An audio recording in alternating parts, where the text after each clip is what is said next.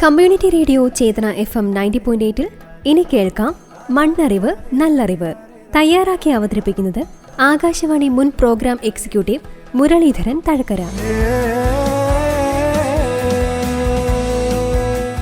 ഹരികൃഷ്ണൻ കഴിഞ്ഞ ഏതാണ്ടൊരു ദശാബ്ദക്കാലമായിട്ട് ശരിക്കും ഈ നായ്ക്കളുടെ, ഇപ്പം നമുക്ക് പട്ടികളെക്കുറിച്ച് പറയുമ്പോൾ അതിൻ്റെ ഒരു ഭീതിതമായ ഓർമ്മയാണ് എല്ലാവർക്കും. മാത്രമല്ല വലിയ ഒരു സാമൂഹ്യ വിപത്ത് എന്നുള്ള നിലയിലാണ് നമ്മൾ പട്ടികളെ പൊതുവെ കാണുന്നത്. പക്ഷേ അതിൽ നിന്നൊക്കെ വ്യത്യസ്തമായിട്ട് കഴിഞ്ഞ 10 വർഷക്കാലമായിട്ട് എങ്ങനെയാണ് നായ വളർത്തേണ്ടത്, അതിനെ എങ്ങനെ പരിചരിക്കണം, എങ്ങനെ അതിന് പരിശീലനം നൽകണം, അതിൻ്റെ ഒരു യഥാർത്ഥ നായ് വളർത്തൽ രീതി എന്താണ് എന്ന് ശരിക്കും മറ്റുള്ളവർക്ക് പരിശീലനം നൽകുകയും മറ്റുള്ളവരുടെ അവബോധം ഉണ്ടാക്കുകയും ചെയ്യുന്ന ഒരാളാണ്. അപ്പോൾ ഹരീഷിനെ ചേതന FM റേഡിയോയുടെ പ്രിയപ്പെട്ട ശ്രോതാക്കൾക്ക് പരിചയപ്പെടുത്തുന്നതിന് വലിയ സന്തോഷവും. കാരണം നായ്ക്കൾ ഇന്ന് ഇന്ത്യ മുഴുവൻ ചർച്ച ചെയ്യുകയാണ്, കോടതികളിൽ ചർച്ച ചെയ്യപ്പെടുന്നു, കോടതി വ്യവഹാരങ്ങളുമായി ബന്ധപ്പെട്ട് നായ്ക്കൾ കടന്നു വരുന്നു. അങ്ങനെയുള്ള ഒരു സന്ദർഭത്തിൽ അതിൻ്റെ ഒരു മറുവശമാണ്, അങ്ങനെയുള്ള പ്രശ്നങ്ങൾ ഉണ്ടാകാതിരിക്കാൻ നമുക്കെങ്ങനെയാണ് അവയെ പരിചരിക്കേണ്ടത്, അവയെ സംരക്ഷിക്കേണ്ടത് എന്നതാണ് നമ്മുടെ വിഷയം. എങ്ങനെയാണ് ഹരികൃഷ്ണൻ എങ്ങനെയാണ് ഒരു ശരിക്കും എനിക്കറിയാൻ കഴിയുന്നത് BSc കമ്പ്യൂട്ടർ സയൻസ് അല്ലേ? BSc കമ്പ്യൂട്ടർ സയൻസ് കഴിഞ്ഞ വേണമെങ്കിൽ എവിടെയും ഒരു ജോലി കിട്ടാൻ സാധ്യതയുള്ള ഒരാളാണ്. ഇന്നത്തെ കാലത്ത് അങ്ങനെയാണ് നമ്മുടെ ചെറുപ്പക്കാരെല്ലാം. എവിടെ ഒരുപക്ഷെ വിദേശത്തേക്കാണ് എല്ലാവരുടെയും കണ്ണ്. പക്ഷെ അതിനപ്പുറത്ത് ഇങ്ങനെ നായ്ക്കളുടെ പരിശീലനം, ഒരു ഡോഗ് ട്രെയിനർ എന്നുള്ള നിലയിൽ ഇന്ന് കേരളത്തിലേറെ ശ്രദ്ധിക്കപ്പെടുന്ന ഒരാളാണ്. പക്ഷേ എത്ര പേര് അറിയുന്നുണ്ടെന്ന് എനിക്കറിയില്ല. പക്ഷേ ഒരുപാട് ആളുകൾ നായ്ക്കളുമായിട്ട് വരുന്നു, അതിൻ്റെ അന്വേഷണത്തിന് വരുന്നു, അങ്ങനെ ഒരുപാട് കാര്യങ്ങൾ. എങ്ങനെയാണ് ഈ മേഖലയിലേക്ക് കടന്നു വരുന്നത്? എന്താണ് അതിനൊരു പ്രചോദനം എന്ന് പറയുന്നത്? ബേസിക്കലി പട്ടിയോട് ഇഷ്ടം നമുക്ക് അന്ന് മനസ്സിലുണ്ട്. പക്ഷേ ഈ നായപ്രേമി അല്ലെങ്കിൽ നമുക്ക് ഈ പരിശീലനം എന്നൊരു കൺസെപ്റ്റിലേക്ക് വരുമ്പോൾ ഇൻ്റർനെറ്റൊക്കെ ആക്സസ് ഉള്ള സമയത്ത് നമ്മൾ ഇവിടുത്തെ ഒരു കൗതുകത്തിന് ഡോഗ്സ് എന്ന് സെർച്ച് ചെയ്യുമ്പോൾ നമുക്ക് ഓരോ വീഡിയോ മുമ്പിൽ വരുമല്ലോ. അപ്പോൾ അങ്ങനെ ഒരു വീഡിയോയ്ക്കകത്തിൽ ഒരാൾ കുറച്ച് കാര്യങ്ങൾ പറയുമ്പോൾ നായ അതനുസരിച്ച് ഇരിക്കുന്നു, കിടക്കുന്നു. അപ്പോൾ അത് എൻ്റെ വീട്ടിലുള്ള പട്ടിക്ക് ഞാനന്ന് പരീക്ഷിച്ച് നോക്കി. എനിക്ക് ഒന്നും അറിയില്ലെന്ന്. വീട്ടിൽ നായ ഉണ്ടായിരുന്നു. അപ്പോൾ അങ്ങനെ പരിശീലിച്ച് നോക്കി. പക്ഷെ അത് കുറേയൊക്കെ ഫ്ലോപ്പായിരുന്നു. നമുക്ക് അന്ന് മറ്റേ ആനയുടെ കൂട്ടത്തെ വടി കമ്പുള്ളൊരു പരിപാടിയായിരുന്നു. അത് കഴിഞ്ഞ് ഇച്ചിരി കൂടെയൊക്കെ ആയി കഴിഞ്ഞപ്പം എനിക്കൊരു നായക്കുട്ടിയെ അമ്മാവൻ ഗിഫ്റ്റ് ചെയ്തായിരുന്നു. അപ്പോൾ പിന്നെ അത് കുറച്ചുകൂടെ ആക്സസ് നമുക്ക് ഇൻ്റർനെറ്റ് കിട്ടി. കുറച്ചുകൂടെ സെർച്ച് ചെയ്യാനും കാര്യങ്ങളൊക്കെ മനസ്സിലായപ്പോൾ ഞാൻ അതനുസരിച്ച് സെർച്ച് ചെയ്യാൻ തുടങ്ങി, എങ്ങനെ നായെ പഠിപ്പിക്കാം. അപ്പോൾ അത് കണ്ടിട്ട് അതേപടി വന്നിട്ട് ഇവൻ്റെ വണ്ടിക്ക് പരീക്ഷണം. പക്ഷെ അത്രയും ഒക്കത്തില്ല. കാരണം വെച്ചാൽ എനിക്ക് അന്ന് അറിയില്ലായിരുന്നു ഓരോ നായ്ക്ക് ഓരോ സ്വഭാവമാണ്, അതിൻ്റെ പേഴ്സണാലിറ്റിയാണ്, ഇതിൻ്റെ പേഴ്സണാലിറ്റി ഡിഫറെൻ്റ് ആണെന്ന് എനിക്കറിയില്ലായിരുന്നു. അപ്പോൾ അങ്ങനെ പരിശീലിപ്പിച്ച് അവൻ ചത്തുപോയി. അത് കഴിഞ്ഞ് 3rd ഡോഗ് അവനാണ് എന്നെ ശരിക്കും, ഞാൻ ട്രെയിനർ ആവുന്നതിന് മുമ്പ് തന്നെ ഒരു നായ ട്രെയിൻ അവൻ ഇപ്പോഴും ഉണ്ട്. അവന് 13 വയസ്സുണ്ട് ഇപ്പോൾ. അപ്പോൾ അവനെയാണ് ശരിക്കും ഞാൻ ആദ്യമായിട്ട് ഹെൽപ്പ് ഇൻ ദ സെൻസ് ഒരു എന്താ പറയുക, അവനിലൂടെയാണ് നമ്മൾ തെളിഞ്ഞത്. അത് കഴിഞ്ഞാണ് ഈ പ്രൊഫഷണലായിട്ട് കാര്യങ്ങൾ പഠിക്കാനും കാര്യത്തിലൊക്കെ പോകുന്നത്. ഇന്നിപ്പോൾ മിക്കവാറും ഹരികൃഷ്ണനെ തിരക്കി ധാരാളം പേര് കേരളത്തിന്റെ പല ഭാഗത്തും, പ്രത്യേകിച്ച് ആലപ്പുഴ ജില്ലയുടെയും സമീപ പ്രദേശങ്ങളിൽ നിന്നൊക്കെ നിരവധിയായ ആളുകൾ വരുന്നു. ബാംഗ്ലൂരിൽ ഒരുപാട് കേരളത്തിന് പുറത്തുനിന്നും വരും. അപ്പോൾ അവരിലേറെ പേരും നായ്ക്കളുടെ എന്തെങ്കിലും ഒരു പ്രശ്നം അല്ലെങ്കിൽ കുറച്ച് ദിവസത്തേക്ക് നായ്ക്കളെ ഒന്ന് പരിശീലിപ്പിക്കുക, ഇതിനെല്ലാമായിട്ടാണ് ഒരു അന്വേഷണത്തോടു കൂടി ശരിക്കും പറഞ്ഞ ഒരു അത്താണിയായിട്ടാണ് അവർ ഹരികൃഷ്ണനെ കാണുന്നത്. ഈ എങ്ങനെയാണ് ആളുകളുടെ ഒരു പൊതുവായ ഒരു സ്വഭാവം? ഇപ്പോൾ നായ വളർത്തുന്ന ധാരാളം പേരുള്ളത് കൊണ്ടാണല്ലോ ഹരികൃഷ്ണനെ വന്ന് കാണുന്നത്. എന്താണ് ഈ നായ വളർത്തുന്ന ആളുകളുടെ നമ്മുടെ കേരളത്തിലെ ഒരു പൊതു രീതി അല്ലെങ്കിൽ പൊതു സ്വഭാവം എന്താണ്? എന്നെ കൂടുതൽ ആൾക്കാരെ തിരക്കി വരുന്നത് 2 കാര്യത്തിനാണ്. ഇപ്പം ഒരാൾ സിറ്റ് പറയുമ്പോൾ നായ ഇരിക്കുന്നില്ല എന്ന് പറഞ്ഞിട്ട് ഒരിക്കലും എന്നെ തിരക്കി വരാറില്ല. എന്നെ കൂടുതൽ അറിയപ്പെടുന്നത് ഈ ഡോഗ് ഫീൽഡിൽ അറിയപ്പെടുന്നത് റീഹാബിലിറ്റേഷൻ, അതായത് സ്വഭാവവൈദൂഷ്യം നായ്ക്കളെ മാറ്റുക എന്നുള്ള രീതിക്കാണ്. അപ്പോൾ അത് എല്ലാവരും ചെയ്യുന്നൊരു കാര്യമല്ല. ഇത് കുറച്ചുകൂടെ സൈക്കോളജി കാര്യങ്ങളൊക്കെ കുറച്ചുകൂടെ ഡീപ്പ് അണ്ടർസ്റ്റാൻഡിങ് ഒക്കെ വേണം, എന്നാൽ മാത്രമേ അത് പോസിബിൾ ആവുള്ളൂ. വെറും പരിശീലനം അല്ല. ഡോഗ് ട്രെയിനിങ്ങും ഞാനൊരു കാനൈൻ ബിഹേവിയർ സ്പെഷ്യലിസ്റ്റാണ്, ജസ്റ്റ് ഒരു ട്രെയിനർ മാത്രമല്ല. അല്ല. അപ്പോൾ അതാണ് എന്നെ കുറച്ചുകൂടെ ബ്രേക്ക് തന്നിട്ടുള്ള കാര്യം. ഈവൻ ഈ പറയുന്ന പല ഇൻ്റർവ്യൂസ് പോലും നമ്മുടെ അടുത്ത് വന്നിട്ടുള്ള ആ ഒരൊറ്റ കാരണം പറഞ്ഞിട്ടുണ്ടാകും. അപ്പോൾ പിന്നെ ഇപ്പോഴത്തെ രീതി എന്ന് പറയുന്നത് കൂടുതലും ഇപ്പം എൻ്റെ ഒരു എക്സ്പീരിയൻസ് എന്ന് പറയുകയാണെങ്കിൽ, ഇപ്പം ഒരു മനുഷ്യക്കുട്ടിയെ നമ്മൾ പ്രോപ്പറായിട്ട് സ്കൂളിൽ വിട്ട് പഠിപ്പിക്കാറുണ്ട്. അപ്പോൾ അതുകൊണ്ട് തന്നെ അവന് തെറ്റും ശരിയും നമ്മുടെ സൊസൈറ്റിയിൽ എങ്ങനെ ജീവിക്കണം അതൊക്കെ അവന് മനസ്സിലാക്കി കൊടുക്കും. പക്ഷെ ഒരു നായയുടെ കാര്യത്തിൽ വരുമ്പോൾ പണ്ടത്തെ അപേക്ഷിച്ച് ഒരുപാട് മാറിയിട്ടുണ്ട്. എന്നാലും ഇപ്പോഴത്തെ ഒരു സാഹചര്യത്തിൽ ഒരു പ്രശ്നം വരുമ്പോഴാണ് ട്രെയിനിങ് എന്ന് പറയുന്ന ഓപ്ഷൻ സെലക്ട് ചെയ്യുന്നവർ. ഒന്നീ ഔട്ട് ഓഫ് കൺട്രോൾ സിറ്റുവേഷനോ അല്ലെങ്കിൽ ഈവൻ ഡേഞ്ചർ ആയിട്ടൊരു സിറ്റുവേഷനിലായിരിക്കും അവർ അങ്ങനെ തോട്ട് ചെയ്യുന്നത്. അപ്പോൾ അങ്ങനെ വരുന്ന സമയത്ത് നമ്മൾ നോർമലി ഒരു നായക്കുട്ടിയെ പഠിപ്പിക്കുന്നതിനെക്കാട്ടിൽ വെച്ച് കമ്പയർ ചെയ്യുമ്പോഴത്തേക്ക് മറ്റേത് ഒരുപാട്, ഒന്ന് റിസ്ക് കൂടുതലാണ്, രണ്ട് ഡ്യൂറേഷൻ കൂടുതലാണ്. അപ്പോൾ നമുക്ക് നല്ല രീതിയിൽ ട്രെയിനിങ് കൊടുത്ത്, അതായത് ഒരു പ്രശ്നം ആവുന്നതിന് മുമ്പ് നമ്മൾ എങ്ങനെ ഈ നമ്മുടെ രീതിക്ക്, നമ്മുടെ വീട്ടിലത്തെയും നമ്മുടെ സമൂഹത്തിനൊക്കെ ഒരു പ്രശ്നമാവാത്ത രീതിയിൽ എങ്ങനെ വളരണം എന്നുള്ളൊരു ട്രെയിനിങ് നമ്മൾ കൊടുത്താൽ, അത് ഓണർ കൊടുക്കുന്നതാണ് ഏറ്റവും നല്ലത്. കാരണം അവർക്ക് അത് പിന്നെ ബേസിക് കാര്യങ്ങൾ അറിഞ്ഞാൽ കുഴപ്പമില്ല. ഇല്ലെന്നുണ്ടെങ്കിൽ ഇതുപോലെ ട്രെയിനിങ് സെന്ററിലോ കാലോ കൊടുത്ത് നമ്മൾ ചെയ്ത് പിന്നെ അതിന്റെ അപ്കീപ്പ് ചെയ്യാന്നുള്ളതാണ്. കാരണം ട്രെയിൻ ചെയ്യാൻ എളുപ്പമാണ്, പക്ഷെ അത് മെയിൻറ്റെയിൻ ചെയ്ത് അതാണ് വലിയ പാട്. ഒരു തുടർച്ചയുണ്ടാകും. അതെ അതെ. അല്ല, അപ്പം എൻ്റെ ഇപ്പൊ ഈ പറയുന്നത് കേൾക്കുമ്പോഴേ നമുക്കുള്ള ഒരു സംശയം, ഇപ്പൊ സ്വാഭാവികമായും നായ വളർത്തുന്ന ഒരാള് നായയെ പരിശീലിപ്പിക്കുന്നതിനേക്കാൾ പ്രധാനമാണ് അതിന്റെ ഉടമസ്ഥനെ അത് പറഞ്ഞ് ബോധ്യപ്പെടുത്തുക. എങ്ങനെ ഈ നായയെ കൈകാര്യം ചെയ്യണം, എങ്ങനെ അതിനെ പരിശീലിപ്പിക്കണം, എങ്ങനെ അതിന് ഭക്ഷണം കൊടുക്കും, ഈ വിധ കാര്യങ്ങളിൽ ആ വളർത്തുന്ന അതിന്റെ യജമാനനും അല്ലെങ്കിൽ ആ വളർത്തുന്ന ആളിനും ഒരു പരിശീലനം ആവശ്യമല്ലേ? ഉറപ്പായിട്ടും. കാരണം പണ്ടത്തെ കൺസെപ്റ്റ്, അതായത് ഞാൻ ഈ പണ്ടത്തെ പട്ടാള പോലീസ് ചിട്ടകൾ വെച്ച് പറയുകയാണെങ്കിൽ ഇരിക്കാൻ പറഞ്ഞാൽ ഇരിക്കണം, കിടക്കാൻ പറഞ്ഞാൽ കിടക്കണം. പക്ഷെ അതിൽ നിന്നൊക്കെ ഒരുപാട് മാറിയിരുന്നു.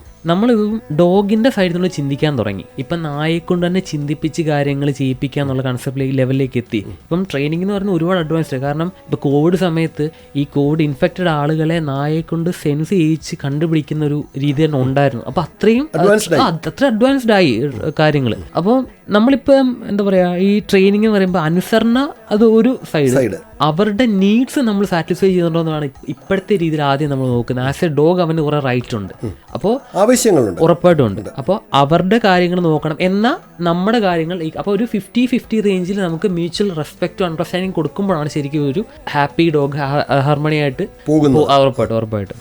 ശരിക്കും ഇപ്പം കേരളത്തിൽ മാത്രമല്ല, ഇന്ത്യയിൽ എല്ലായിടത്തും തെരുവ് നായ്ക്കൾ വലിയ പ്രശ്നമാണ്. നമുക്കറിയാം, അത് ദിവസവും വാർത്തയാണ്. ഒരുപാട് പ്രശ്നങ്ങൾ കോടതി കയറുന്ന പ്രശ്നമായി മാറുന്നു. ഇപ്പോൾ തന്നെ സുപ്രീം കോടതിയിലടക്കം വലിയ വാഗ്വാദങ്ങളും വാദപ്രതിവാദങ്ങളും നടക്കുകയാണ്.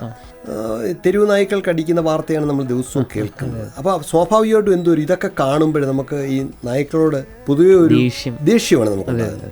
കാരണം ചെറിയ കൊച്ചു കുട്ടികളെ അത് വല്ലാതെ ഉപദ്രവിക്കുന്നു. പക്ഷേ ഇതിൻ്റെ ഒരു മറുവശം പറയുമ്പോൾ നമ്മൾ അതുകൂടി കാണാതെ പോകരുത്. കാരണം ഈ പല കുറ്റങ്ങളും ഇപ്പം ഒരിക്കലും തെളിയാത്ത പല കേസുകളും, ചിലപ്പോൾ കൊലപാതകങ്ങളാകട്ടെ അല്ലെങ്കിൽ മോഷണമാകട്ടെ ഒക്കെ തെളിയിക്കുന്നതിൽ നായ്ക്കൾ വലിയൊരു പോലീസ് നായ് വലിയൊരു പങ്ക് വഹിക്കുന്നുണ്ട്. കാരണം അത് മണം പിടിച്ചിട്ട് അതാണ് ചിലപ്പോൾ തെളിയാത്ത കേസിന് തുമ്പുണ്ടാക്കും.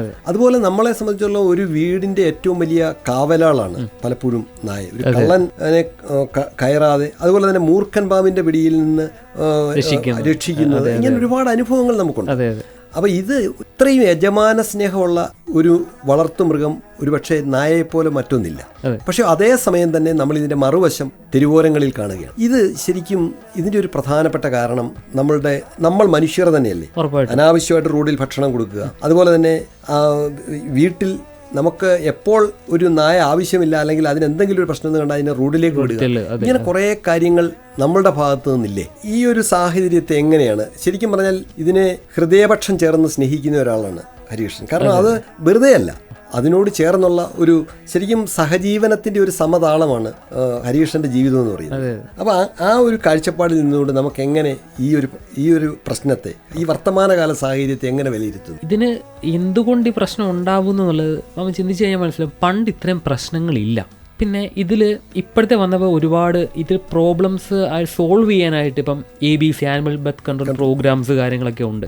പക്ഷെ അത് പ്രോപ്പറായിട്ട് നടക്കുന്നില്ല, ഒന്നാമത്തെ കാര്യം. സെക്കൻഡ് എന്ന് പറയുന്നത്, അത് നടന്നു കഴിഞ്ഞാൽ തന്നെ ഇത്രയും ഡോഗ്സിൻ്റെ പോപ്പുലേഷൻ സ്ട്രേ ആയിട്ട് അങ്ങ് നിൽക്കും. പിന്നെ നമുക്ക് ഇപ്പോൾ സ്ട്രേ എന്നില്ല, കമ്മ്യൂണിറ്റി ഡോഗ് എന്ന് നമ്മൾ പറയുന്നത് വെച്ചാൽ ഈ പ്രശ്നത്തെ എങ്ങനെ സോൾവ് ചെയ്യാന്ന് വെച്ചാൽ, ഇപ്പോൾ പപ്പീസ് ആണെങ്കിൽ നമുക്ക് പ്രോപ്പർ അഡോപ്ഷൻ എന്ന് പറയുന്ന സംഭവമാണെങ്കിൽ അത് നമുക്ക് ഈ ലാബ്രഡോർ പോലുള്ള വിദേശ നായിനം പോലെ തന്നെ നമുക്ക് വീട്ടിൽ വളർത്താവുന്ന ഒരു ബ്രീഡ് തന്നെയാണ് നമുക്ക് ഈ ഇന്ത്യൻ പാരിയ എന്ന് പറയുന്ന, നമുക്ക് തെരുവ് നായ എന്ന് പറയുന്ന ഡോഗ് എന്ന് പറയുന്നത്. പക്ഷെ അത് കുറച്ചുകൂടി ഒരു സ്റ്റബോൺ ടൈപ്പാണ്. പെട്ടെന്നൊന്നും ഒരാളുമായിട്ട്, കാരണം തെരുവോരങ്ങളിൽ മനുഷ്യ സഹവാസം കുറവാണ് ഡോഗ്സിന്. അപ്പോൾ സൈക്കോളജി പരമായിട്ട് നോക്കുമ്പം നമ്മളടുത്ത് ഇണങ്ങാൻ സാധ്യത കുറവാണ്, ഉറപ്പായിട്ടും ബുദ്ധിമുട്ടാണ്. പിന്നെ ഈ സ്വഭാവ വൈദൂഷ്യങ്ങൾ കൂടുതലാണ് അങ്ങനെയുള്ള ഡോഗ്സിന്.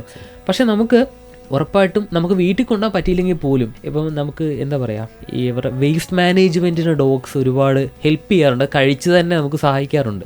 ഇപ്പോൾ ഈ ആൾക്കാർ പേടിക്കുന്നതിന് പകരം ഇത് എങ്ങനെയെങ്കിലും ഇത് എന്താ പറയുക, ഒരു സ്ഥലത്തുള്ള ഡോഗ്സിനെ അവിടെയുള്ള ആൾക്കാർ മാനേജ് ചെയ്ത് കഴിഞ്ഞാൽ ഈ പ്രശ്നം ഒഴിവാകും. അതായത് പ്രോപ്പറായിട്ട് ആനിമൽ ബർത്ത് കൺട്രോൾ പ്രോഗ്രാമും പ്ലസ് ഈ അവിടുത്തെ ആൾക്കാരോട് വിചാരിച്ച് കഴിഞ്ഞാൽ ഉറപ്പായിട്ട് ഈ ഒരു പ്രശ്നം എന്നുള്ള രീതിയിൽ ഒഴിവാക്കാൻ പറ്റും. പിന്നെ പ്രോബ്ലമാറ്റിക് ഡോഗ്സ് ഉണ്ട്. അപ്പോൾ അവരുടെ കേസ് വരുമ്പോൾ ഞാൻ എപ്പോഴും എന്താ പറയുക, ഒരു കുട്ടിയെ ഉപദ്രവിക്കുന്നത് പറയുമ്പോൾ എനിക്കും ഭയങ്കര ബുദ്ധിമുട്ട് തന്നെയാണ്. ഒരു മനുഷ്യ കുട്ടി കടിക്കുക എന്ന് പറയുന്നത് പ്രൊവോക്ഡ് ആയിട്ടുള്ളൊരു സംഭവം നമ്മുടെ ഭാഗത്ത് നിന്ന് ഉണ്ടാവാത്ത, പക്ഷെ അവർ വന്ന് കടിക്കുന്ന ഡോഗാണെങ്കിൽ അവരെ നമുക്ക് ഏതെങ്കിലും തരത്തിൽ ഇപ്പം കുറ്റം ചെയ്യുന്ന ആൾക്കാരെ ജയിലുണ്ട് എന്ന് പറയുന്ന പോലെ ഇവരെ നമുക്ക് താമസിപ്പിക്കാൻ സർക്കാരിൻ്റെ ഭാഗത്ത് നിന്ന് എന്തെങ്കിലും അവർക്ക് മാത്രം ഒരു ഷെൽട്ടർ ഉണ്ടാവും, അവർക്ക് മാത്രം ഉണ്ടെന്നുണ്ടെങ്കിൽ കുറച്ചുകൂടെ എളുപ്പമായിരിക്കും കാര്യങ്ങൾ. കാരണം എത്രയോ നായ്ക്കൾ ഇപ്പോൾ കണ്ടില്ലേ, ഫ്ലെക്സ് ഒക്കെ ഒരു നായ വരിക്കും ഫ്ലെക്സ് ഒക്കെ വെക്കുന്നു നാടിൻ്റെ പൊന്നോമനായിട്ട്. അപ്പോൾ അതേപോലെ ആൾക്കാർ മുമ്പോട്ട് വന്നു കഴിഞ്ഞാൽ ഈ പ്രശ്നങ്ങൾ അവിടെ അങ്ങ് ഒഴിവാകും. നമ്മൾ ആ പ്രശ്നം മാത്രം നോക്കി പോകുമ്പോഴാണ് ഇതൊരു വലിയ പ്രശ്നമായിട്ട് ഫീൽ ചെയ്യുന്നത്. അതാണ് അതിന്റെ യാഥാർത്ഥ്യം. നമ്മുടെ ഒരു പങ്കുണ്ട്. പിന്നെ ഭക്ഷണം അനാവശ്യമായിട്ട് തെരുവിൽ കൊണ്ടിട്ട് കൊടുക്കുന്നത് ഒരു പ്രശ്നമല്ലേ എന്ന് വെച്ചാൽ, പക്ഷെ ഇപ്പോഴത്തെ ഉള്ള നായ്ക്കള് ഇത് ക്ലീൻ ചെയ്ത് കൊണ്ടുപോകുന്നുണ്ട്. മറ്റേത് നമുക്ക് ആ എന്താ പറയുക, വേസ്റ്റ് മാനേജ്മെന്റ് പ്രോപ്പറായിട്ട് ചെയ്യാത്തത് കൊണ്ടാണ് ഇതൊരു സൈഡിൽ കൂടെ കൂടിക്കൊണ്ടിരിക്കുന്നത്. പക്ഷെ ഇവര് ഡോഗിനെ ഫീഡ് ചെയ്യുന്ന ആൾക്കാരുണ്ട്, വളരെ നല്ല കാര്യം തന്നെയാണ്. പക്ഷെ എന്നാലും ഒരു തരത്തിൽ നമുക്ക് ഈ വേസ്റ്റ് മാനേജ്മെന്റ് ഡോഗ്സ് ഹെൽപ്പ് ചെയ്യുന്നുണ്ട് ഒരു പരിധി വരെ. ഉണ്ട്, ഉറപ്പായിട്ടും ഉണ്ട്. മറ്റൊന്ന്, ഇപ്പം ഒരു ഉദാഹരണത്തിന് പറഞ്ഞാൽ, ഇപ്പം നമ്മൾ വീട്ടിൽ നായയെ വളർത്തുന്നു. അങ്ങനെ വളർത്തുമ്പോൾ നമുക്ക് ഏറ്റവും സൗകര്യപ്രദമായി കുറച്ചുകൂടി ഇണങ്ങി വളരുന്ന ഏതിനം വളർത്തണം എന്ന് പലരും ചോദിക്കാറുണ്ട്. ഞാൻ ഏത് തിരഞ്ഞെടുക്കണം, ഏത് നായയെ വാങ്ങണം എന്ന്. നായ്ക്കുട്ടിയെ വാങ്ങുമ്പോൾ അങ്ങനെ ഒരു ചോയ്സ് ഉണ്ടല്ലോ ഓരോരുത്തർക്കും, അവരുടെ താല്പര്യമുണ്ട്. എന്താണ് അതിനൊരു ഉപദേശം കൊടുക്കാൻ? എന്താണ് ഞാൻ എല്ലാവരോടും പറഞ്ഞ കാര്യമുണ്ട്, ഒരു കാർ മേടിക്കണം, ഏതാ ബെസ്റ്റ് കാറെന്ന് ചോദിച്ചു കഴിഞ്ഞാൽ എന്താ, അപ്പോൾ അവിടെ കുറേ ചോദ്യങ്ങൾ വരും ഇങ്ങോട്ട്, നമുക്ക് എല്ലാ സ്പെസിഫിക്കേഷൻ കാര്യങ്ങൾ. അതുപോലെ നമ്മൾ നായയുടെ കേസ് പറയുമ്പോൾ നമ്മുടെ പർപ്പസ് എന്തുവാന്നുള്ളതാണ് ആദ്യത്തെ ചോദ്യം. മെജോറിറ്റി ആൾക്കാർ ചെയ്യുന്നൊരു മണ്ടത്തരം എന്ന് വെച്ചാൽ, സിനിമയിൽ കാണുന്നൊരു പട്ടി അത് കൊള്ളാം, അതിനകത്ത് അഭിനയിക്കുന്ന വെച്ചിട്ട് അതാണ് അതിൻ്റെ റിയൽ ക്യാരക്ടർ എന്ന് വെച്ചിട്ട് നമ്മൾ ആ ബ്രീഡിനെ ചൂസ് ചെയ്യും. അതുപോലെ തന്നെ ഇപ്പോൾ ആ കൊണ്ടുവരുന്ന സ്വഭാവം ആയിരിക്കത്തില്ല ഇത്. നമ്മൾ സത്യം പറഞ്ഞാൽ നമ്മുടെ ക്ഷമ കെടും, ഭയങ്കര നമ്മൾ വെള്ളം കുടിക്കുന്ന പരിപാടിയാണ്. അപ്പം അതിന് മുമ്പ് നമ്മൾ ഇപ്പം നായ്ക്കുട്ടികളെ എടുക്കുന്നവർക്ക് ഏറ്റവും വലിയ മണ്ടത്തരം എന്ന് പറയുന്നത് പെട്ടെന്ന് ചാടിക്കയറി എടുക്കും, ഇപ്പം വേണം പട്ടിക്കുട്ടി, ആ ഒരു ഇതാ. നമ്മൾ ഇതിനെക്കുറിച്ച് പഠിക്കാനോ എന്താണ് അതിൻ്റെ ഒരിക്കലും ഇല്ല. അപ്പോൾ എൻ്റെ ഒരു പേഴ്സണൽ ഒപ്പീനിയൻ എന്ന് പറയുന്നത്, നമ്മൾ ഏത് ബ്രീഡിനെ ഇഷ്ടപ്പെട്ടാലും നമ്മുടെ ജീവിത സാഹചര്യം ഇവർക്ക് വേണ്ടി നീക്കി വെക്കാൻ കിട്ടുന്ന സമയം. കാരണം മെയിൻ്റനൻസ് എന്ന് പറയുന്നത് വലിയൊരു ഫാക്ടറാണ്. ഹെയർ ഉള്ള ബ്രീഡ്സ് ഉണ്ട്, മീഡിയം ഹെയർ ഉള്ളതുണ്ട്, ഷോർട്ട് ഹെയർഡ് ഉണ്ട്. അപ്പോൾ ഇവർക്ക് നമുക്ക് ഒരു ദിവസം 1 മണിക്കൂറൊക്കെ ഡോഗിൻ്റെ മെയിൻ്റനൻസ് നീക്കി വെക്കാന്നുണ്ടെങ്കിൽ ഹൈ ലെവലായിട്ടുള്ളൊരു എന്താ പറയുക ഹെയർ ഉള്ള ഡോഗിനെ എടുക്കാം. അത്രയും ടൈമില്ല, എന്നാൽ നമുക്ക് വേണം. ഇപ്പം നമുക്ക് പർപ്പസ് എന്ന് പറഞ്ഞാൽ കുരയ്ക്കുന്നതാന്ന് വെച്ചോ, കുരയ്ക്കുന്നത് തന്നെ ഹെയർ കുറഞ്ഞ ഡോഗുണ്ട്, ഹെയർ ഉള്ള ജർമ്മൻ ഷെപ്പേർഡ് ഹെയർ ഉള്ള ഡോഗാണ്, ഡോബർമാൻ ഹെയർ കുറഞ്ഞ ഡോഗാണ്, മെയിൻ്റനൻസ് ഇച്ചിരി കുറവാണ്. അപ്പോൾ അതനുസരിച്ച് അങ്ങനെ നമ്മൾ സെർച്ച് ചെയ്ത് സെലക്ട്. ഇപ്പം നമുക്കത് പറ്റിയില്ലെന്നുണ്ടെങ്കിൽ ഉറപ്പായിട്ട് നമ്മൾ വിളിച്ചു കഴിഞ്ഞാൽ ഉറപ്പായിട്ട് ഞാൻ ഹെൽപ്പ് ചെയ്യാറുണ്ട്. ഫ്രീ ഓഫ് കോസ്റ്റ് നമ്മൾ അഡ്വൈസ് ചെയ്യുന്നതാണ്. അതായത് ഉറപ്പായിട്ട് കൊടുക്കാറുണ്ട്. അതുമാത്രമല്ല, നമുക്ക് വാക്സിനേഷൻ, മരുന്ന്, കെയർ കാര്യങ്ങളൊക്കെ നമുക്ക് അഡ്വൈസ് ചെയ്യാറുണ്ട്. മറ്റൊരു സംശയം, ഇപ്പം നമുക്ക് ഏതെങ്കിലും ഒരു ഔദ്യോഗിക ആവശ്യം, അതായത് കുട്ടികളുടെ അടുത്തേക്ക് ഒന്ന് വിദേശത്തേക്ക് പോകണം, അച്ഛനും അമ്മയും മാത്രമേ വീട്ടിലുള്ളൂ. അപ്പം നമുക്ക് പിന്നുള്ളത് ഒരു നായ്ക്കുട്ടി അല്ലെങ്കിൽ നായയാണ്. ഇതിനെ ഈ 2 മാസത്തേക്കോ 3 മാസത്തേക്കോ എവിടെ പരിചരിക്കും, എവിടേക്ക് കൊടുക്കും, കൊണ്ടുപോകാനും പറ്റുന്നില്ല. എന്താണ് അതിന് അങ്ങനെയുള്ള ഷെൽട്ടേഴ്സ് ഇപ്പം പലയിടത്തും ഉണ്ടെന്ന് പറയുന്നു. എന്താണ് അതിന്റെ ഒരു സംവിധാനം? അങ്ങനെ നമുക്ക് ചെയ്തു കൊടുക്കാൻ കഴിയുമോ? നമ്മൾ ഷെൽട്ടർ എന്നല്ല പറയുന്നത്, നമ്മൾ ബോർഡിംഗ് എന്നാണ് ബോർഡിംഗ്. അപ്പം ഞാൻ അത് ചെയ്യാറുണ്ട്. ഞാൻ ഇത് ഒരു 5 വർഷം വരെയാണ് ഏറ്റവും മാക്സിമം ഡോഗിനെ ചെയ്തിട്ടുള്ളത്. അവൾ എൻ്റെ അടുത്ത് തന്നെയാണ് മരിച്ചതും അവിടെ തന്നെ അടക്കിയേക്കുന്നത്. അതൊരു ചെറിയ ഫാമിലി ഇഷ്യൂ എന്ന് പറയാൻ പറ്റത്തില്ല, അതൊരു എന്താ പറയുക, കുറച്ചൊരു മെൻ്റൽ ഇഷ്യൂ ആയിട്ടുള്ള വന്ന് അവളെ അങ്ങനെ കൊല്ലാനൊക്കെ നോക്കിയിട്ട് എന്നെ ഏൽപ്പിച്ചതാണ് അവളെ. അപ്പം പേയ്മെൻറ്റ് അപ്ഫ്രണ്ട് മന്ത്ലി തന്നുകൊണ്ടിരിക്കുക, അങ്ങനെയാണ് നമ്മൾ നോക്കുന്നത്. അപ്പോൾ 1 മണിക്കൂർ തൊട്ട് നായ നോക്കിയിട്ടുണ്ട്, 1 മണിക്കൂർ തൊട്ട് 5 വർഷം വരെയാണ് മാക്സിമം നോക്കിയത്. അതെ. അപ്പോൾ അവരുടെ എല്ലാ കാര്യങ്ങളും നമ്മളായിരിക്കും. ഒറ്റ കാര്യമുള്ളൂ ഇതിനകത്തിൽ നമ്മൾ നോക്കുന്നത് വാക്സിനേഷൻ പ്രോപ്പർ ആണോ. കാരണം നമുക്ക് ആ ഒരു കാര്യം കമ്പൾസറിയാണ്. പിന്നെ വേറെ അസുഖങ്ങളൊന്നും പാടില്ല. അപ്പോൾ ഇതിനെ പ്രോപ്പറായിട്ട് അപ്കീപ്പ് ചെയ്യുന്നതിന് ഇങ്ങനെയൊക്കെയുള്ള മാൻഡേറ്ററി കാര്യങ്ങളുണ്ട്. അതൊക്കെ ഫുൾഫിൽ ചെയ്യുകയാണെങ്കിൽ ഉറപ്പായിട്ട് നമുക്ക് എടുക്കാം. അത് എത്ര അഗ്രസീവ് ഉള്ള ഡോഗിനെ നമ്മൾ എടുക്കും. അത് കുഴപ്പമില്ല, ഒരു കുഴപ്പമില്ല, നമുക്ക് മാനേജ് ചെയ്ത്. കാരണം ഇപ്പോൾ ഉള്ള സ്റ്റാഫ് നമ്മൾ ട്രെയിൻഡ് സ്റ്റാഫാണ്. അത് നമ്മൾ ഇപ്പോൾ ഞാനൊരു എന്താ പറയുക, ഇതിൻ്റെ CEO എന്നുള്ള രീതിയിൽ നിൽക്കാതെ ഞാനും ഉറപ്പായിട്ട് ഇവരുടെ കാര്യങ്ങൾ നോക്കാനായിട്ട് നമ്മളും രംഗത്തിറങ്ങും, ഉറപ്പായിട്ടും ഉണ്ട്. പിന്നെ ഈ ഇതിനകത്തിൽ മറ്റൊരു പ്രധാനപ്പെട്ട കാര്യം നേരത്തെ പറഞ്ഞല്ലോ, ഏറ്റവും പ്രധാനം നായ്ക്കളെ നമ്മൾ വളർത്തുമ്പോൾ അതിന് കൃത്യമായ പ്രതിരോധ കുത്തിവയ്പ്പ് എടുക്കുക. അതെ അതെ. അപ്പോൾ ആ കാര്യങ്ങളിൽ എന്തൊക്കെയാണ് ഒരു നായ് വളർത്തുന്ന ആൾ ശ്രദ്ധിക്കേണ്ടത്, എന്തെല്ലാം കാര്യങ്ങളാണ്? അതിന് ഏറ്റവും ആദ്യം എൻ്റെ മനസ്സിൽ നിന്നൊരു സംഭവം പറയാം. നമ്മുടെ ഗവൺമെൻറ് പോളിക്ലിനിക് എന്ന് പറയുന്ന ഒരു സംഭവം, അത് ഇവിടുത്തെ ഒന്നും ഞാൻ പറയാം, മെജോറിറ്റി എൻ്റെ അടുത്ത് വരുന്ന ആൾക്കാരുടെ അടുത്ത് ഇന്നലെ പോലും ഒരു 3 കേസ് എൻ്റെ അടുത്ത് വിളിച്ചിട്ടുണ്ട്. ബോർഡിങ്ങിന് വിളിക്കുന്നതാണ്. പക്ഷേ ഇവർ വാക്സിനേഷൻ നോക്കുമ്പം ഒരേ ഒരു ആൻറ്റി റാബീസിൻ്റെ കുത്തിവയ്പ്പാണ് എടുക്കുന്നത്. പ്രധാനമായിട്ടും നായ്ക്കൾക്ക് എടുക്കുന്നത് പല അസുഖങ്ങൾ വരാതിരിക്കാനുള്ള DHPPI എന്ന് പറയുന്ന വാക്സിൻ, ആൻറ്റി റാബീസ് വാക്സിൻ. ഇത് രണ്ടും അതിൻ്റെ മൾട്ടിപ്പിൾ ഷോട്ട്, 2 ഷോട്ട് വെച്ചിട്ടാണ്, മൊത്തം 4 വാക്സിനാണ് ആദ്യത്തെ ഒരു 4-4.5 മാസത്തിനുള്ളിൽ എടുത്ത് തീർക്കുന്നത്. നമ്മുടെ കേരളത്തിൽ ഇതാണ് ഇപ്പോൾ ഫോളോ ചെയ്യുന്നത്. ശരിക്കും കെന്നൽ കഫിൻ്റെ വാക്സിൻ കാര്യങ്ങളുണ്ട്, പക്ഷേ അത് കേരളത്തിൽ അവൈലബിൾ അല്ല. അപ്പം പക്ഷേ ഈ ഗവൺമെൻറ് ക്ലിനിക്കിൽ പോകുന്ന ആൾക്കാരുടെ അടുത്ത് എപ്പോഴും അവർ പറഞ്ഞു വിടുന്ന പല സെൻറ്റേഴ്സിനും പല രീതിയിലാണ് സംസാരിക്കുന്നത്. അവർക്ക് താല്പര്യമില്ലാത്ത പോലെ ലൈസൻസ് എടുക്കാൻ കുത്തിവയ്പ്പ് വേണം, അതുകൊണ്ട് മാത്രം ഒരു കുത്തിവയ്പ്പ് എടുത്ത് വിടും, അത് ചടങ്ങിന് വേണ്ടി മാത്രം. അത് ആൻറ്റി റാബീസിന്റെ മാത്രം എടുത്തു വിടും. പക്ഷെ ഡോഗിന് ഏറ്റവും ബെനിഫിഷ്യൽ എന്ന് എനിക്ക് തോന്നിയിട്ടുള്ളത് ആൻറ്റി റാബീസിനെ കാട്ടി കൂടുതൽ മറ്റേതാണ്, DHPPI എന്ന് പറഞ്ഞ വാക്സിൻ. അപ്പോൾ അതാണ് ഇമ്പോർട്ടൻറ്റ്. ഇപ്പം നമ്മൾ ഈ ഗവൺമെൻറ് നിർബന്ധം പിടിക്കുന്നത് ആൻറ്റി റാബീസ് മാത്രമേ ഉള്ളൂ, കാരണം അത് ഹ്യൂമൻസിന് വിഷബാധ വരരുന്നുള്ള രീതിക്ക് മാത്രം. ഇപ്പം അതിൻ്റെ കേസ് എന്ന് പറയുമ്പോൾ ഇല്ലെന്ന് തന്നെ പറയാം, വളരെ വിരളമായിട്ടുള്ള കാര്യങ്ങൾ മാത്രമേ ഉള്ളൂ. പക്ഷെ മറ്റേ കേസ് ഇപ്പം പാർവോ വൈറസ്, അതുപോലെ തന്നെ ഡോഗ്സിന് കൊറോണ വൈറസ് ഉണ്ട്, നമ്മുടെ കൊറോണയല്ല, ഡോഗ്സിന് കൊറോണ ഉണ്ട്. അതുപോലെ പാരാ ഇൻഫ്ലുവൻസ, ഹെപ്പറ്റൈറ്റിസ്, പിന്നെ ഡിസ്റ്റംബർ. അപ്പം ഇതൊക്കെ പടർന്നു പിടിക്കുന്ന എയറിൽ കൂടെ പകർന്ന രോഗങ്ങളൊക്കെ ഉണ്ട്. അപ്പം അതിന് കുത്തിവയ്പ്പ് എടുക്കാതെ ഇത് മാത്രം നോക്കിക്കൊണ്ടിരുന്നാൽ ഡോഗ്സിൻ്റെ ആ ഒരു എന്താ പറയുക, അതിൻ്റെ ഇമ്മ്യൂണിറ്റി കുറയുന്ന സമയത്ത് പെട്ടെന്ന് കയറി പിടിക്കും.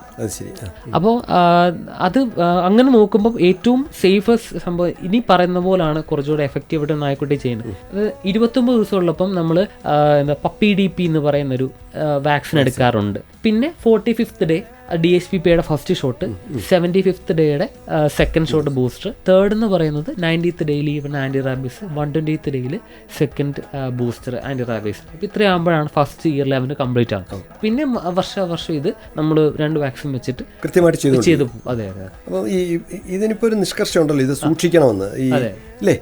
ഈ വാക്സിൻ എടുത്തതിൻ്റെ ഒരു സർട്ടിഫിക്കറ്റ് സൂക്ഷിക്കണമെന്നില്ലേ ഇപ്പോഴും? വാക്സിൻ എടുത്ത സർട്ടിഫിക്കറ്റ് അത് ശരിക്കും നമ്മുടെ ഉറപ്പിനപ്പുറം ഗവൺമെന്റിലേക്ക് ഒരു ലൈസൻസ് എടുക്കാൻ ചെല്ലുമ്പം അവർ ചോദിക്കും. അപ്പോൾ ഇവർക്ക് ആ ഒരു എണ്ണം മാത്രം കണ്ടാൽ മതി, മറ്റേ വാക്സിൻ അവർക്ക് കാണണ്ട. പക്ഷെ അത് ഏതെങ്കിലും ഒരു അംഗീകൃത വെറ്റിനറി ഡോക്ടറുടെ സീലും ഒപ്പും കൂടിയ ആ ഒരു സ്ലിപ്പ് കാര്യങ്ങൾ വേണമെന്ന് മാത്രം. അങ്ങനെയാണ്. അതെ അതെ. പക്ഷെ അത് കുറച്ചുകൂടെ കൃത്യതയോടെ ചെയ്യുന്നതാണ് നല്ലത്. കുറച്ചുകൂടെ ചെയ്ത് കഴിഞ്ഞാൽ വളരെ ഈ ഉപേക്ഷിക്കുന്ന ഒരു പ്രവണത കുറയും. കാരണം ഇതിനെ ട്രാക്ക് ചെയ്യാൻ പറ്റുമെന്നുണ്ടെങ്കിൽ, പക്ഷെ അതിന് നമുക്ക് മൈക്രോ ചിപ്പ് കാര്യങ്ങളൊക്കെ ഉണ്ടെങ്കിലേ പറ്റുള്ളൂ. ഇപ്പം നമ്മുടെ മൈക്രോ ചിപ്പ് എന്ന് പറയുന്നത് കെനൽ ക്ലബ് ഓഫ് ഇന്ത്യ സർട്ടിഫിക്കറ്റിന്റെ കൂടെ ഉള്ള മൈക്രോ ചിപ്പ്. അത് പക്ഷേ ഡോഗ് ഷോയ്ക്ക് കൊണ്ടുവന്ന ഡോഗ്സിന് മാത്രം യൂസ് ചെയ്യുന്ന ഒരു കാര്യം. ഇപ്പൊ ശരിക്കും ഒരാൾക്ക് ഒരു നല്ല നായ്ക്കുട്ടിയെ വേണമെന്ന് പറഞ്ഞാൽ നമ്മുടെ കയ്യിൽ നമുക്ക് കൊടുക്കാൻ പറ്റുമോ? ഞാൻ ബ്രീഡിങ് ചെയ്യുന്ന ഒരാളല്ല, പക്ഷേ നമുക്ക് പപ്പി സെലക്ഷൻ ചെയ്യാൻ പറ്റും. ഉറപ്പായിട്ട് പറ്റും. ഇപ്പം ഒരാൾ എന്നെ വിളിച്ചിട്ട് നോക്കി, എനിക്ക് ബെൽജിയം മല്ലോയിസിനെ വേണം. ആ ബെൽജിയം മല്ലോയിസ് എന്ന് പറയുന്നത് വർക്കിംഗ് ഡോഗ് ആണിപ്പോൾ. പക്ഷെ അത് ഈ സിനിമകളും കാര്യങ്ങളും ഒക്കെ അതിൻ്റെ ഒരു വർക്കിംഗ് കണ്ടിട്ട് ആൾക്കാർ എടുക്കാറുണ്ട്. അതിനെ എടുത്ത് കയ്യിൽ ഒതുങ്ങാത്ത തരത്തിലാകുമ്പോൾ നമ്മൾ വിളിക്കും. കാരണം ഒരു വീട്ടുകാർക്ക് പറ്റിയൊരു പട്ടിയല്ല, അല്ലെങ്കിൽ നമുക്ക് അതിന് പ്രോപ്പർ വർക്ക് കൊടുക്കണം. വർക്ക് കൊടുത്ത് അങ്ങനെ നമുക്ക് ട്രെയിൻ ചെയ്തെടുക്കുവാണെങ്കിൽ ഓക്കെ. എനിക്ക് ബെൽജിയം മല്ലോയിസ് ഉണ്ട്, ഞാനായിട്ട് എടുത്തൊരെണ്ണമുണ്ട്. പക്ഷെ അവൾ ഈ പറഞ്ഞ വർക്ക് കൊടുക്കുന്നത് കൊണ്ടാണ് മെയിൻറ്റെയിൻ ചെയ്യാൻ പറ്റുന്നത്. ഇല്ലാതെ നമ്മളിപ്പം നമ്മൾ വീട്ടിൽ ഇപ്പം ലാബ്രഡോറിനെയൊക്കെ വളർന്ന പോലെ 24 ദിവസം കൂട്ടിൽ വിട്ട് ഫുഡ് മാത്രം കൊടുത്തിട്ട് അത് നശിക്കും. അതുപോലെ തന്നെ അഗ്രഷൻ എന്ന് പറയുന്ന വേറെ ലെവലിലേക്ക് എത്തും. കൂട്ടിലടച്ച് വളർത്തുകയല്ലേ, പ്രശ്നം ഉണ്ടാവും. അതെ അതെ. പിന്നെ ഇതിന്റെ ഒരു ഭക്ഷണക്രമം, ഇപ്പം ഇതിനകത്തിൽ ഏറ്റവും പ്രധാനപ്പെട്ട ഒരു കാര്യമാണ് പരിചരണത്തിൽ ഭക്ഷണം ഒരു പ്രധാനപ്പെട്ട കാര്യമാണ്. അപ്പൊ ഈ ഭക്ഷണം കൊടുക്കുന്നതിനകത്തും ചില നിഷ്കർഷകളില്ലേ? ഉണ്ട്. അപ്പം നമ്മുടെ കേരളത്തിൽ കോമൺ ആയിട്ട് കണ്ടുവരുന്ന കാര്യമാണ് ചോറ് കൊടുക്കുക എന്നുള്ളത്. ഞാൻ എന്റെ കെന്നലിൽ ഒരു ഡോഗിന് ചോറ് കൊടുക്കാറില്ല. അത് കേൾക്കുമ്പോൾ ഭയങ്കര പിന്നെ എന്താ കൊടുക്കുന്നത്? പിന്നെ അതാണ് അടുത്ത ചോദ്യം, അതാണല്ലോ. ബോൺലെസ് ആയിട്ട് ചിക്കനോ ബീഫോ ആണ് കൊടുക്കുന്നത് വിത്ത് വെജിറ്റബിൾ. പിന്നെ നമ്മൾ ഡോഗ് ഫുഡ് കൊടുക്കാറുണ്ട്, പക്ഷെ ലോക്കൽ ബ്രാൻഡ് കൊടുക്കത്തില്ല. കാരണം ലോക്കൽ ബ്രാൻഡ്സിലേക്ക് വരുമ്പോൾ തന്നെ ഓൾറെഡി ഇതിനകത്തിൽ ഗോതമ്പ്, ചോളം, ചോറ് ഉൾപ്പെടെ അതിനകത്ത് വരും. കാരണം റേറ്റ് കുറയുന്ന തോറും ഫില്ലേഴ്സ് അവർ ആഡ് ചെയ്യും. അപ്പോൾ നമ്മൾ കൊടുക്കുന്ന ഫുഡ് അത്രയും പ്രീമിയം ഫുഡുമാണ്. അപ്പോൾ അത് അതിൻ്റെ ഗുണമെന്ന് വെച്ചാൽ കുറച്ച് കൊടുത്താൽ മതി, എന്നാൽ ഡോഗ് നല്ല കണ്ടീഷനായിരിക്കും. എനിക്ക് ഈ ഓവർ വണ്ണം വെപ്പിച്ച് നിർത്തുന്നതിനോട് താല്പര്യമില്ല. നമ്മൾ നാളെ ഒരു ഡോഗിന്റെ ഹോസ്പിറ്റലിൽ കൊണ്ട് കളയുന്ന കാശ് മതി അവർക്ക് ഇന്ന് ആരോഗ്യമായിട്ട് ജീവിക്കും.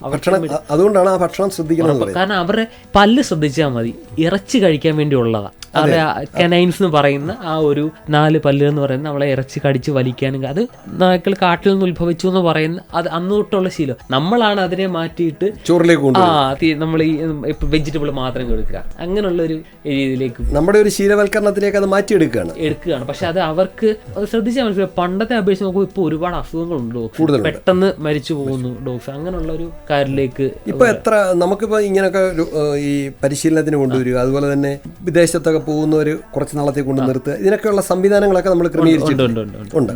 കാരണം ഓരോ ഡോഗിനും നമ്മൾ ഇടുന്ന സെപ്പറേറ്റ് കേജാണ്. കേജ് എന്ന് പറയുമ്പോൾ നമ്മൾ ഈ ചെറിയ കമ്പിക്കൂടല്ല, അതൊരു ഒരു കൂട്ടത്തിൽ നമുക്ക് 2-3 ഡോഗിന് ഇടാൻ പറ്റിയ വലിയ കൂടിലാണ് ഓരോ ഡോഗിനെ നമ്മൾ ഇടുന്നത്. അങ്ങനെ എല്ലാ കേജും ഉറപ്പായിട്ടും വരും. അത് എപ്പോഴും നമ്മൾ കൂട്ടി തന്നെ ഇട്ടേക്കുമല്ല. ഇവർക്ക് കളിക്കാൻ അഴിച്ചുവിടുന്ന സമയമുണ്ട്, ഇവർക്ക് ഗ്രൂപ്പായിട്ട് അഴിച്ചുവിടാൻ ഇഷ്ടം. എങ്കിലും ചില മറ്റുള്ള ഡോഗ് അഗ്രസീവ് ഡോഗുണ്ട്, മറ്റൊരു ഡോഗിന് ഇഷ്ടമല്ലാത്ത ഡോഗുണ്ട്, അവർ നമ്മൾ സെപ്പറേറ്റ് അഴിച്ചു. പിന്നെ ഡെയിലി നമ്മൾ ഗ്രൂം എന്ന് വെച്ചാൽ ബ്രഷ് ചെയ്യണം. അപ്പോൾ ഈ നമുക്ക് ഹെയർ ക്ലിയർ ആകുമ്പോൾ തന്നെ ഡോഗ് വൃത്തിക്കിരിക്കും. കുറച്ച് നമ്മളുടെ അറ്റാച്ച്മെന്റ് കൂടെ നമ്മൾ ബ്രഷ് ചെയ്യുമ്പോൾ, ബ്രഷ് എന്ന് പറയുമ്പോൾ എല്ലാവരും പല്ല് ഏൽപ്പിക്കുന്നതല്ല, നമ്മൾ ദേഹം ചീകുന്നതിന് പറയുന്നത്. അതെ, അത് കൃത്യമായിട്ട് ചെയ്യാറുണ്ട്, കറക്റ്റായിട്ട് എല്ലാ ഡോഗിനും ചെയ്യാറുണ്ട്. ഹരികൃഷ്ണൻ ഈ കാര്യങ്ങളൊക്കെ സഹായിക്കാൻ വേണ്ടി സഹായികളായിട്ട് എത്ര പേരുണ്ട്? ഒരാൾ കൃത്യമായിട്ട് ഇതൊക്കെ ചെയ്യും. പിന്നെ ഇതിൽ അഗ്രസീവ് ഡോഗിനെ മാനേജ് ചെയ്യുന്നത് ഞാനാണ്, നേരിട്ട് ചെയ്യും ഉറപ്പായിട്ട്. കാരണം അത് ഞാൻ പുള്ളി ഏൽപ്പിക്കാറ്, പുള്ളി ഡോഗിനെ ഹാൻഡിൽ ചെയ്യാറുണ്ട്. എന്നാലും ഇപ്പം എൻ്റെ അടുത്ത് വരുന്ന റീഹാബിലിറ്റേഷൻ വരുന്ന ഡോഗ്സിനെ ഞാൻ തന്നെയാണ് നോക്കുന്നത്. കാരണം അബദ്ധത്തിന് പറ്റി പുള്ളിക്ക്, കാരണം അതെ നമ്മൾ അവരുടെ അടുത്ത് നിന്നുള്ള എന്താ ഒരു അണ്ടർസ്റ്റാൻഡിങ് ആണ് ശരിക്കും. ഡോഗിന് ചിലപ്പോൾ ഒരു നോട്ടം മാറുമ്പോൾ തന്നെ നമ്മൾ സെൻസ് ചെയ്യാൻ പറ്റിയില്ലെന്നുണ്ടെങ്കിൽ നെക്സ്റ്റ് ടൈം കടി നമ്മുടെ ദേഹത്ത് കിട്ടും. അങ്ങനെ അനുഭവം ഉണ്ടായിട്ടുണ്ടോ? എനിക്ക് അനുഭവം ഉണ്ടായിട്ടുണ്ട്. അതുകൂടാതെ ഈ നേരത്തെ ഉണ്ടാകുന്ന സ്റ്റാഫിന് അനുഭവം ഉണ്ടായിട്ടുണ്ട്. പ്രത്യേകിച്ച് വീട്ടുകാരനത് വഹിക്കുന്നൊരു പങ്ക് വളരെ വലുതാണ്. ഇപ്പം എൻ്റെ അടുത്ത് ഒരു എക്സാമ്പിൾ പറയുക, 2 ഡോഗിനെ ഒരു വീട്ടിൽ നിന്ന് കൊണ്ടുവന്നു, കറുമ്പനും വെളുമ്പനും. ഒരു ഒരു കറുപ്പ് പട്ടി, ഒരു ചെമ്പൻ. അതെ, എന്നോട് പറഞ്ഞു കറമ്പൻ കടിക്കും, വെളുമ്പൻ പാവമാണ്. ഞാൻ ഇവരെ നോക്കിയിട്ട് പറഞ്ഞു, അപ്പോൾ ഇവരുടെ ആറ്റിറ്റ്യൂഡാണെന്ന് നമുക്ക് അറിയാമല്ലോ. ഞാൻ പറയാം അങ്ങനെയല്ല ചേച്ചി, ഇവനാ കടിക്കുന്ന മറ്റവൻ പാവമെന്ന് പറഞ്ഞു. അങ്ങനെ അല്ല ഹരി എന്ന് പറഞ്ഞ് ഞാൻ തർക്കിക്കാൻ പോയില്ല. അപ്പോൾ ഡോഗിനെ കൊണ്ട് ഞാൻ നേരെ കൂട്ടിലിടുകയല്ല ചെയ്യുന്നത്, നമ്മളെ ഒരു യാർഡുണ്ട് അവിടെ അഴിച്ചു വിടുക ചെയ്യുന്നത്. ഇവർ 2 പേരും ഒന്നിച്ച് അഴിച്ചു വിട്ടു. അപ്പോൾ ഇവർ വീട്ടുകാർ തിരിച്ചു പോയി. എന്നാൽ ഞാൻ ഇവരെ കുറച്ചൊരു 10 മിനിറ്റ് കഴിഞ്ഞപ്പോൾ, കാരണം അവിടെ നമ്മൾ നേരെ കൊണ്ട് കൂട്ടി കയറ്റുമ്പോൾ അവർക്ക് ടെൻഷനാവും എന്തിനാ കൊണ്ടുവന്നതെന്നുള്ളത്. അപ്പോൾ അവിടെ സ്മെല്ലി നടന്നൊക്കെ ഒന്ന് ഓക്കെ കഴിയുമ്പോൾ കൂട്ടിക്കരാൻ ചെന്നു. അപ്പം ഞാൻ കറുമ്പനെ വിളിച്ചു, അവൻ എവര് കടിയനാന്ന് പറഞ്ഞാൽ ഞാൻ വിളിച്ചു. യവനെ വിളിച്ചു കഴിഞ്ഞപ്പം ആ വെളുമ്പൻ എന്ന് പറയുന്നവൻ ആ ചാടി എന്നെ നേരെ, എൻ്റെ കയ്യിൽ ഒന്നുമില്ല, ലീഷില്ല, ഒന്നുമില്ല, പട്ടി നേരെ കയറി കടിക്കാൻ വന്നു. കടി കിട്ടി എനിക്ക്, പക്ഷെ അത് എന്താ പറയുന്നത് ഒന്ന് തട്ടി മാറ്റിയതുകൊണ്ട് ഡീപ്പായിട്ട് കിട്ടിയില്ല, കണ്ടിന്യൂ കടിക്കാൻ നോക്കുമായിരുന്നത്. അപ്പം നമ്മുടെ അതിനെ കൈകാര്യം ചെയ്യുമ്പോൾ ഉറപ്പായിട്ടും നമ്മളത് ജാഗ്രത വേണം. അപ്പം വീട്ടുകാർ ചില ആൾക്കാരാണ് നമ്മുടെ ഡോഗിനെ പലയിടത്തും വിളിച്ച് ചോദിക്കും, കടിയും പട്ടിയ ബോഡി, ചിലർ ബോഡി ചെയ്യത്തില്ലെന്ന് പറയും. അന്നേരം നമ്മളെ വിളിച്ച് ചോദിക്കുമ്പോൾ ഇത് കാര്യം മറച്ചു വെക്കും, പറയത്തില്ല. അത് ശരിക്കും ഒരു ഉറപ്പായിട്ട് നമുക്കത് എന്റെ സ്റ്റാഫിന് ഒരു തവണ ഒരു അനുഭവം ഉണ്ടായത് ഇങ്ങനെ, വീട്ടുകാര് കൂട്ടി തന്നെ അടച്ചു വിടുന്ന ഒരു പട്ടിയെ അഴിച്ചു കൊണ്ടുവന്നു. സെക്കൻഡ് ഡേ പുള്ളി രാവിലെ അഴിച്ചു വിട്ടതാ. തിരിച്ചു വരാൻ വേണ്ടി വിളിച്ച് പുള്ളി ഓടി വന്ന് നിന്ന നിപ്പിന് കയറി കൈക്കും കാലിലും കയറി കടിച്ചു. അത് ഡീപ്പ് ഉണ്ടായിരുന്നു. അപ്പോൾ അതൊരു വല്ലാത്ത അനുഭവം. അപ്പം ഞാൻ എപ്പോഴും പറയും, കടിയന്മാരാണെങ്കിൽ കുഴപ്പമില്ല, പറയുന്നോണ്ട് പറയണം, പക്ഷെ പറയാൻ നമ്മുടെ അടുത്ത് കൊണ്ടുവന്നു കഴിഞ്ഞാൽ ഞാൻ ഇനി ഒരു കാര്യം കൂടി ചോദിച്ചാലേ, ഇപ്പം ശരിക്കും പറഞ്ഞാൽ ഒരു നല്ല ഒരു ജോലി ഈ BSc കമ്പ്യൂട്ടറൊക്കെ കഴിഞ്ഞതിന് ശേഷം കിട്ടേണ്ടതാണ്. വേണമെങ്കിൽ വിദേശത്തും പോകാമായിരുന്നു. അതെല്ലാം ഉപേക്ഷിച്ചിട്ടാണ് ഒരുപക്ഷെ ഒരു ഈ പട്ടികളോടുള്ള ഒരു അമൂർത്തമായൊരു സ്നേഹം, അതിനോട് ഒരു താല്പര്യം, അതാണല്ലോ പ്രധാനം. നമുക്കിഷ്ടമുള്ള ഇപ്പം തബല വായിക്കുന്ന ആളിനെ കൊണ്ട് നമ്മൾ വേറൊരു മെക്കാനിക്കാകാൻ പോയാൽ ഒരിക്കലും ആ മെക്കാനിക്ക് വിജയിക്കത്തില്ല. അപ്പം എന്ന് പറഞ്ഞതുപോലെ ഇപ്പം ഇവിടെ ഹരികൃഷ്ണനെ സംബന്ധിച്ചുള്ള ഹരികൃഷ്ണൻ തന്നെ സ്വയമേവ തിരഞ്ഞെടുത്ത ഒരു വഴിയാണിത്. അത് വളരെ സന്തോഷത്തോടുകൂടി, വളരെ ആർജവത്തോടുകൂടി, ഹൃദയം ചേർത്ത് വെച്ച് എടുത്ത ഒരു ഒരു രീതി, ഒരു സമ്പ്രദായം, ഒരു മാത്രമല്ല അവിടെ ഒരു എന്താ പറയുന്നത്, ഒരു മൃഗസ്നേഹം, ഒരു സഹജീവി സ്നേഹം ഒക്കെയാണ്. ഇത് ഇപ്പോൾ 10 വർഷങ്ങൾക്ക് ശേഷം തിരിഞ്ഞു നോക്കുമ്പോൾ ഇതിനേക്കാൾ മെച്ചം ഒരു ജോലിക്ക് പോകേണ്ടതായിരുന്നു, അതോ ഇത് തന്നെയാണോ ഇത് ഈ നമ്മുടെ ജീവിതത്തിൽ ഇപ്പം നമുക്കെല്ലാവർക്കും ഒരു ജീവിതമുണ്ട്, ഇതിൽ നിന്ന് നമുക്ക് കിട്ടുന്ന ഏണിങ് നമുക്കൊരു സാമ്പത്തികമായ സ്രോതസ് കൂടിയാണ്. അപ്പൊ അതെല്ലാം വെച്ച് അങ്ങനെ മൊത്തത്തിൽ ഒരു വിലയിരുത്തൽ സ്വയം നടത്തുമ്പോൾ ഇത് സന്തോഷകരമായിട്ട് തോന്നുന്നുണ്ടോ? ഉറപ്പായിട്ടും സന്തോഷമായിട്ട് തോന്നുന്നേ ഉള്ളൂ. ഞാൻ എടുത്ത തീരുമാനം തെറ്റായി പോയി എന്നെ വീട്ടുകാർക്ക് പലപ്പോഴും വെച്ചാൽ ആ തുടക്ക സമയത്ത് അവർക്കറിയില്ല ഞാൻ എന്താ ചെയ്യുന്നത്. പക്ഷെ പല ആൾക്കാർ എന്നെ കുറിച്ച് തിരക്കി വരാൻ തുടങ്ങി. ഇപ്പൊ ഇന്റർവ്യൂ ഉള്ള കാര്യം വരാൻ തുടങ്ങിയപ്പോഴത്തേക്ക് മനസ്സിലായി ഞാൻ എന്തോ കാര്യമായിട്ട് ചെയ്യുന്നുണ്ട്. അത് മനസ്സിലായി. പിന്നെ നമുക്ക് ഒരു ജോലി എന്ന് പറയുമ്പോൾ നമുക്കതൊരു ബുദ്ധിമുട്ടായിട്ട് തോന്നുന്നു, ഇഷ്ടമല്ലാതെ ചെയ്യുമ്പോഴാണ്. ഇതെനിക്ക് ശാരീരിക അധ്വാനം ഉണ്ട്, പക്ഷെ എന്നാലും എനിക്കത് ബുദ്ധിമുട്ടായിട്ട് തോന്നുന്നു. മനസ്സ് ചേർത്ത് വെച്ചാ ചെയ്യുന്നത്. ഉറപ്പായിട്ടും. ഇപ്പൊ ഞാൻ കൂട്ടുകാരോട് ട്രിപ്പ് പോകാൻ പറ്റാറില്ല, പക്ഷെ അതോർത്ത് എനിക്ക് വിഷമം വരാറില്ല. കാരണം ഞാൻ ചെയ്യുന്ന ജോലി എന്ന് പറയുന്നത് എനിക്ക് സെൽഫ് സാറ്റിസ്ഫൈങ് ആണ്. അത് മറ്റൊരാളുടെ മുമ്പിൽ പോയി എന്താ പറയാ കാത്തു നിൽക്കണ്ട, തന്നെ നമ്മൾ പഞ്ച് ചെയ്യേണ്ട, അറ്റൻഡൻസിൽ ഒപ്പിടണ്ട, ഒന്നും വേണ്ട. കാരണം വെച്ചാൽ നമ്മളാണ് തീരുമാനിക്കുന്നത്.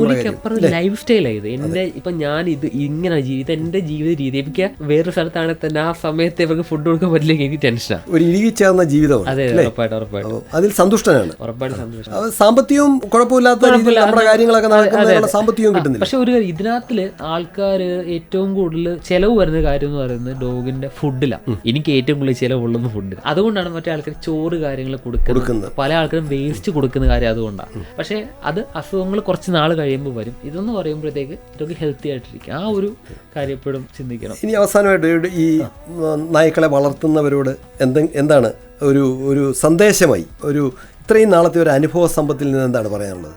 2-3 കാര്യങ്ങളുണ്ട്. ഒന്ന്, നമുക്ക് ഈ കോവിഡ് സമയം അപ്പം ഇഷ്ടം പോലെ ഉണ്ട്, അതുകൊണ്ടൊരു പട്ടി എടുക്കാമെന്ന് പറഞ്ഞിട്ട് എടുക്കുന്ന കുറേ മണ്ടൻ തീരുമാനങ്ങളുണ്ട്. അതുപോലെ ഒരിക്കലും എടുക്കാതിരിക്കും ഒരു നായ്ക്ക്. കാരണം അതൊരു ജീവനാണ്, അവർക്ക് വിശപ്പുണ്ട്. അപ്പോൾ അവർ ഒരു മനുഷ്യനല്ലെങ്കിൽ പോലും അവർക്ക് ഈ പറയുന്ന വികാരങ്ങളുണ്ട്, ചിന്തകൾ ഒക്കെ ഉണ്ട്. അപ്പോൾ അതിന് നമ്മൾ റെസ്പെക്റ്റ് കൊടുക്കുക. വീട്ടിലെ കുട്ടികൾ പറയുക എനിക്കൊരു പട്ടി വേണം, ആദ്യത്തെ കുറച്ച് ആഴ്ചകളിൽ കാണും ഈ ഒരു ഉത്സാഹം. അത് കഴിയുമ്പോൾ വീട്ടിലെ അമ്മയ്ക്കോ അച്ഛൻ്റെ മണ്ടയ്ക്കോ കിട്ടുന്ന ഉത്തരവാദിത്തമായി മാറും. ഇത് അങ്ങനെ പോകാതെ അപ്പോൾ വീട്ടിലെ അമ്മയ്ക്കോ അച്ഛനും ഉത്തരവാദിത്തം ഇഷ്ടമാണെങ്കിൽ മാത്രം എല്ലാവരും എടുക്കുക. പിന്നെ പ്രോപ്പർ ട്രെയിനിങ് എപ്പോഴും ഓപ്ഷനാണ്.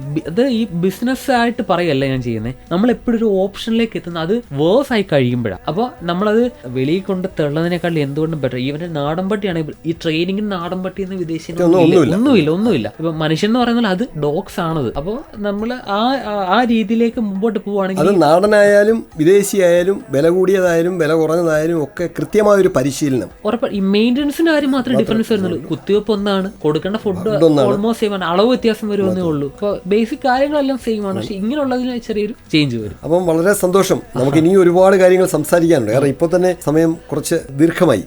അപ്പം നമ്മുടെ ശ്രോതാക്കൾക്ക് വേണ്ടി വളരെയധികം ഒരുപക്ഷെ മറ്റാരും അറിയാത്ത കാര്യങ്ങളാണ് ഹരികൃഷ്ണൻ കഴിഞ്ഞ ഒരു ദശാബ്ദ കാലത്തെ അനുഭവത്തിൽ നിന്നാണ് ഇത് പങ്കുവച്ചത്. അപ്പോൾ ഇനിയും നമുക്ക് നായ്ക്കളെ വളർത്തുന്നവർക്ക് അല്ലെങ്കിൽ പട്ടികളെ വീട്ടിൽ വളർത്തുന്നവർക്ക് ധാരാളം കാര്യങ്ങൾ അറിയാനുണ്ട്. അപ്പോൾ ഇനിയും നമുക്ക് അവസരം കിട്ടുമ്പോൾ അങ്ങനെയുള്ള അതിൻ്റെ ഭക്ഷണക്രമം, പരിശീലനവുമായി ബന്ധപ്പെട്ട മറ്റു കാര്യങ്ങൾ, അവയുടെ ഗ്രൂമിങ്, അതുപോലെ തന്നെ അവയുടെ പരിചരണത്തിൽ അവയ്ക്ക് എപ്പോഴൊക്കെ നമ്മൾ ഏതെല്ലാം രോഗങ്ങൾ പ്രതീക്ഷിക്കണം, അതിനുള്ള മരുന്ന്, ഇങ്ങനെ ധാരാളം കാര്യങ്ങൾ ഇനിയും. അപ്പോൾ എല്ലാം കൂടി നമുക്കിന്ന് തീർക്കണ്ട. അപ്പോൾ ഇത്രയും കാര്യങ്ങൾ ഞങ്ങളുടെ പ്രിയപ്പെട്ട ചേതനയുടെ പ്രിയപ്പെട്ട ശ്രോതാക്കൾക്ക് വേണ്ടി പറഞ്ഞു തന്നതിന് നന്ദി. നമസ്കാരം. കമ്മ്യൂണിറ്റി റേഡിയോ ചേതന FM 90.8 ഇതുവരെ കേട്ടത് മണ്ണറിവ് നല്ലറിവ്. തയ്യാറാക്കി അവതരിപ്പിച്ചത് ആകാശവാണി മുൻ പ്രോഗ്രാം എക്സിക്യൂട്ടീവ് മുരളീധരൻ തഴക്കര.